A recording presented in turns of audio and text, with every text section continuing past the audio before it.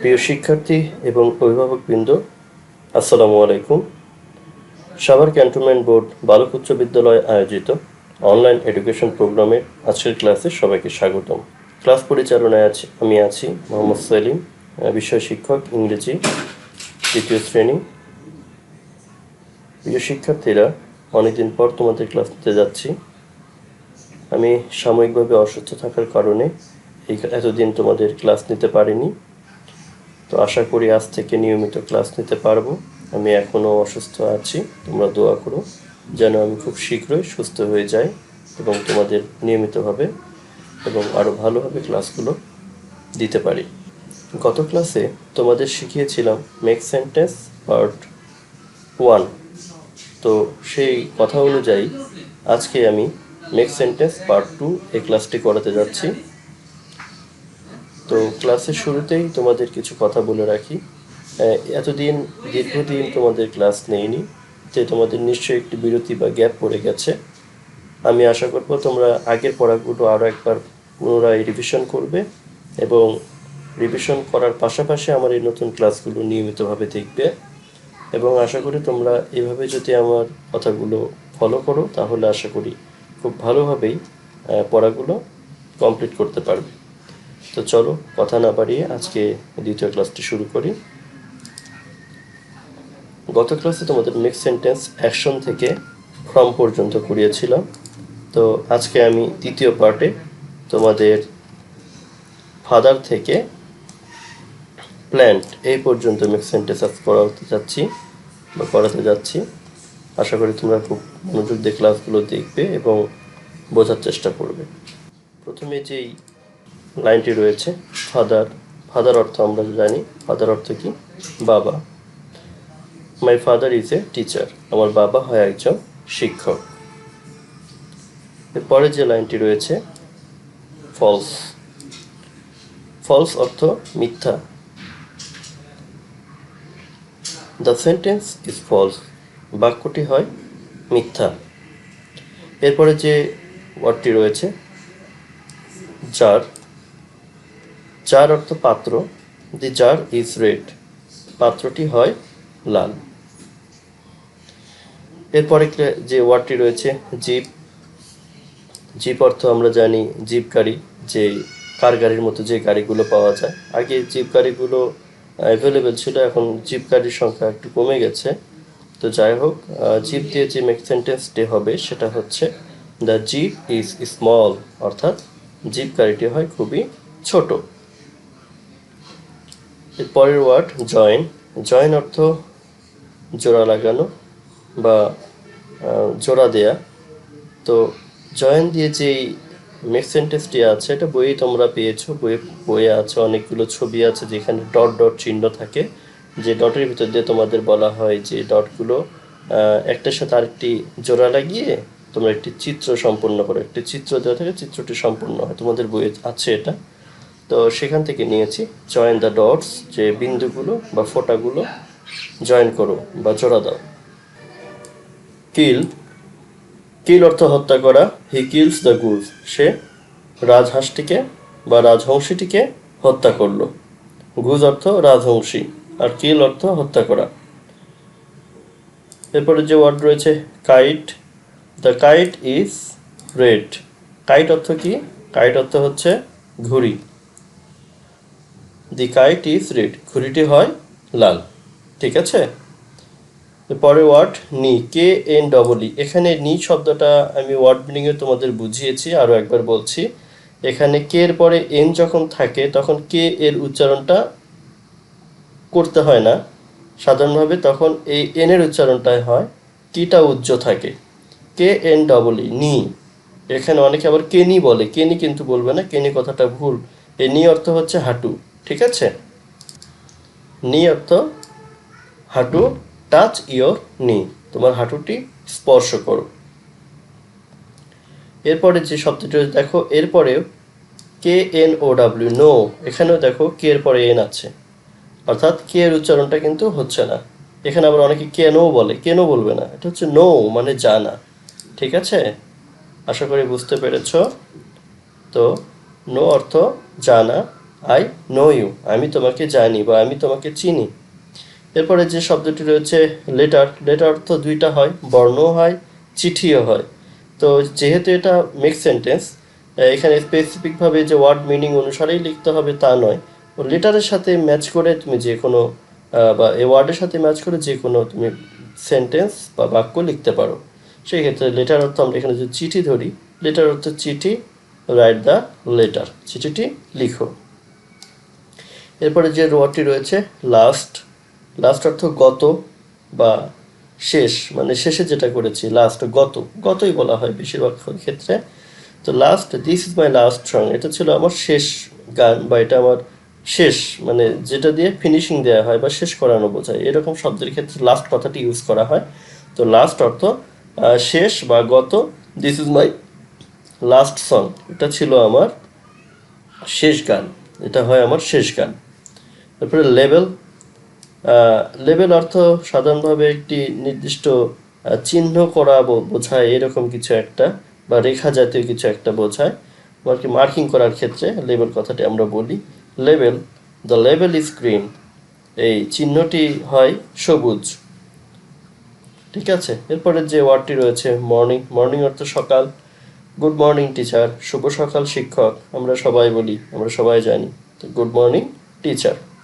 এরপরে যে ওয়ার্ডটি রয়েছে মাউথ, মাউথ অর্থ মুখ, টাচ ইউর মাউথ, তোমার মুখ স্পর্শ করো, টাচ মানে স্পর্শ করা, ইউর অর্থ তোমার, আর মাউথ তো মুখ, তো টাচ ইউর মাউথ, তোমার মুখটি স্পর্শ করো। এরপরে যে ওয়ার্ডটি রয়েছে মি, মি অর্থ আমাকে, শো মি মানে আমাকে দেখাও, ইয়োর বুক তোমার বই, show me your book, show me your book. ঠিক আছে, এরপরে যে ওয়ার্ডটি রয়েছে মেনি, মেনি অর্থ অনেক, দেয়ার আর মেনি পেন্স, এখানে অনেকগুলো কলম রয়েছে, দেয়ার আর মেনি পেন্স, এখানে অনেক কলম রয়েছে, অনেকগুলো কলম রয়েছে, মেনি অর্থ অনেক, বেশি, অনেকগুলো আছে, এরকম ক্ষেত্রে মেনি কথাটি ব্যবহৃত হয়। এরপরে MATCH ম্যাচ, ম্যাচ অর্থ দুইটা হয়, তিন রকমের ম্যাচ হয়, একটা খেলা, এক ম্যাচ অর্থ দিয়াশলায়, যেটা আমরা দিয়াশলায় ম্যাচের কাঠি বলি, আরেকটা ম্যাচ হচ্ছে মিলকরণ। তো তোমাদের বইয়ে যেটা আছে ম্যাচ মিলকরণ, আমরা সেই হিসেবে এটা লিখেছি, ম্যাচ দ্য ডটস, ওই যে যে ফোঁটাগুলো আছে সে ফোঁটাগুলো মিল করো বা জোড়া দাও, এই এটাকে বলা হয় ম্যাচ, তো ম্যাচ দ্য ডটস। এরপরে যে ওয়ার্ডটি রয়েছে মিসিং, মিসিং মানে হচ্ছে কি হারিয়ে যাওয়া বা হারিয়ে ফেলা, ফাইন্ড দ্য মিসিং ওয়ার্ড, যে শব্দটি হারিয়ে গেছে বা ভুলে গেছো সেই শব্দটি খুঁজে বের করো, ফাইন্ড মানে খোঁজা, আর মিসিং ওয়ার্ড মানে যে শব্দটি হারিয়ে গেছে, শব্দটি হারিয়ে গেছে সেটিকে খোঁজো, ফাইন্ড দ্য মিসিং ওয়ার্ড। এরপরে যে শব্দটি রয়েছে মাই, মাই অর্থ আমার, মাই নেম ইজ ড্যাশ, এখানে যে ড্যাশ দিয়েছে এখানে তোমরা তোমাদের নামটা লিখে দিবে, মাই নেম ইজ ড্যাশ, আমার নাম হয়, যা আমার নাম সেলিম আমি সেলিম লিখবো, যার নাম রহিম সে রহিম লিখবে, যার নাম করিম সে করিম লিখবে। ঠিক আছে, এরপরে যে ওয়ার্ডটি রয়েছে মিস, মিস অর্থ অনেক ক্ষেত্রে হারানো হয়, আমি হয়তো ওয়ার্ড মিনিংয়ে হারানো লিখেছি, তো সেখানে ওই মিসটাও হারানো হয়, আবার এই মিস অর্থ একজন মেয়ে মানুষ বা একজন নারীকে বোঝানো হয়, miss, she is miss Mariam, তিনি হয় মিস মরিয়ম। ঠিক আছে, নামের ক্ষেত্রে এটা সম্বোধন করা যায় মিস। এরপরে যে শব্দটি রয়েছে ওল্ড, ওল্ড অর্থ পুরনো বা বয়স, আই অ্যাম 8 ইয়ার্স ওল্ড, আমার বয়স 8 বছর। এরপরে যে শব্দটি রয়েছে ওপেন, ওপেন অর্থ খোলা, ওপেন দ্য ডোর, দরজাটি খোলো, ওপেন দ্য ডোর, দরজাটি খুলে ফেলো বা দরজাটি খোলো।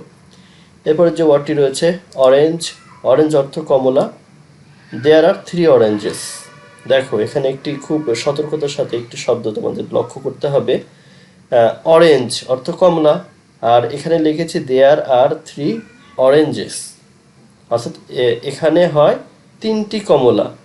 এখানে কিন্তু আমি তোমাদের আরও একটা ওয়ার্ড লিখে এখানে দেখাতে পারি, তোমরা খুব ভালোভাবে লক্ষ্য করো, আমি যদি লিখি there is, there is a orange, there is a orange বা দেয়ার ইজ ওয়ান অরেঞ্জ, আমি যদি এটা লিখি তাও হবে ONE। এখানে পার্থক্যটা দেখো, এখানে আমি দেয়ার ইজ ওয়ান অরেঞ্জ, এ দ্বারা আমি একটি কমলাকে বুঝিয়েছি, কয়টা কমলা? একটি। আর এখানে দেয়ার আর 3 অরেঞ্জেস, এখানে 3টি কমলাকে বোঝানো হয়েছে। 3টা অর্থ একের অধিক। যখন একের অধিক হয় তোমাদের আমি ক্লাসে শিখিয়েছিলাম, একটার বেশি হলে সেটাকে বলা হয় প্লুরাল নাম্বার, আর একটা হলে তখন সেটাকে বলা হয় সিঙ্গুলার নাম্বার। তো যখন প্লুরাল নাম্বার হবে তখন আমরা এই অরেঞ্জটাকে আর অরেঞ্জ লিখতে পারবো না, সেখানে কিন্তু অবশ্যই আমাদের এস কথাটা লিখতে হবে। ঠিক আছে, এই এসটাকে কিন্তু লিখতে হবে। আর যখন একটা বোঝাবে তখন দেখো যে ওয়ান অরেঞ্জ, এখানে কিন্তু এস কথাটা আর লেখেনি, এখানে এস লিখলে ভুল হবে, আবার এখানে এস না লিখলে এটাও ভুল হবে। অর্থাৎ এসটা তখনই হবে যখন একের অধিক বস্তুকে বোঝানো হবে। আর একটা পার্থক্য আছে, তোমরা দেখো, লক্ষ্য করো, তোমরা খুঁজে পাও কিনা। সেখানে হচ্ছে দেয়ারের পরে আমি এখানে লিখেছি আর, আর এখানে লিখেছিলাম ইজ। তাহলে দুইটার পার্থক্য কি? যখন একটা বোঝানো হয় তখন সাধারণভাবে ইজ এটা হচ্ছে একটা অক্সিলারি ভার্ব, ইজ এই ভার্বটি ইউজ হয়। এটাও একটা অক্সিলারি ভার্ব আর, আর যখন একের অধিক সংখ্যা বোঝানো হয়, প্লুরাল নাম্বার হয়, তখন সেখানে আর হয়। আশা করি বুঝতে পেরেছো। তাহলে যদি তোমরা লেখো দেয়ার ইজ ওয়ান অরেঞ্জেস, তাহলে কিন্তু ভুল। আবার যদি লেখো দেয়ার আর ওয়ান অরেঞ্জ, তাও ভুল। হ্যাঁ, তাহলে তোমাদের সঠিকভাবে লিখতে গেলে আর ইজ এগুলোর ব্যবহার তোমাদের শিখতে হবে। আমি একটু তোমাদের আজকে শেখালাম, যখন একটা হবে তখন ইজ, আর যখন একের অধিক হবে তখন আর কথাটা ব্যবহৃত হবে। আর যখন একের অধিক হবে তখন ওই সিঙ্গুলার নাউনের পরে এস বা ইএস যুক্ত করতে হয়। আশা করি বুঝতে পেরেছো। তাই এটা তোমাদের খুব গুরুত্বপূর্ণ বলে আমি এটা একটু ভালোভাবে তোমাদের দেখিয়ে দিলাম।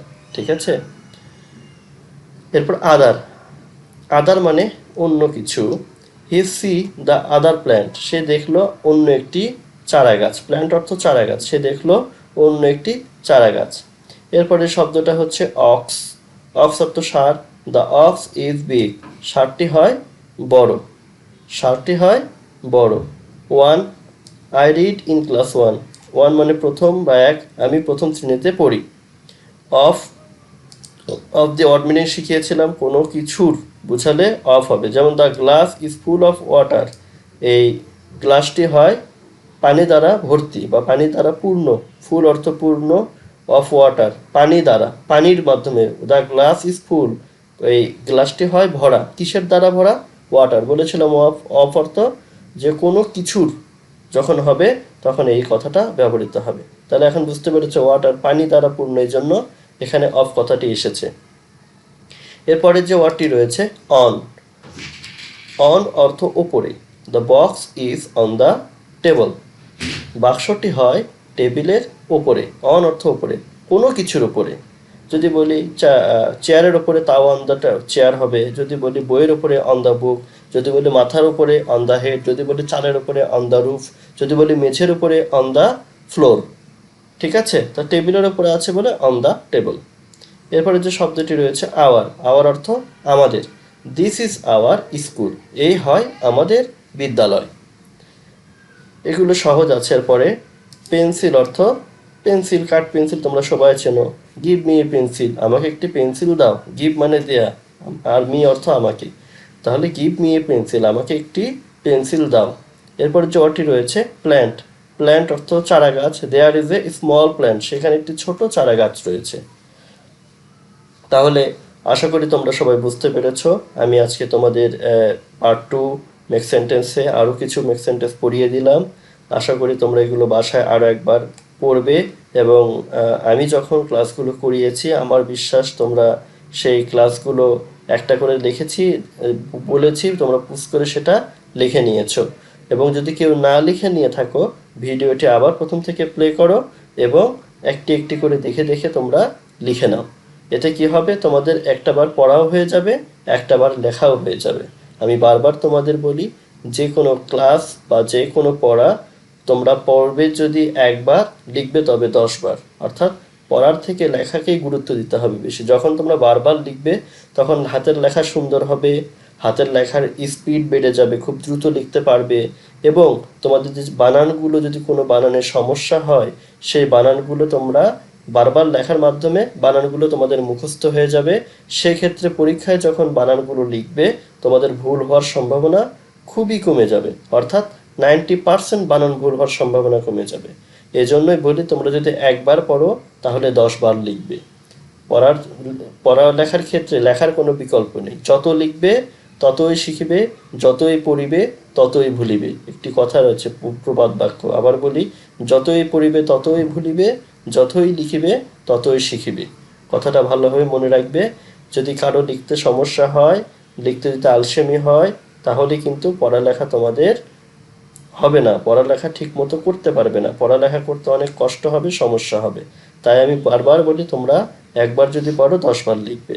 তাই এই ক্লাসগুলো যখন দেখছো, অবশ্যই অবশ্যই অবশ্যই তোমরা এটা কি করবে, সুন্দর করে খাতায় নোট করে লিখবে।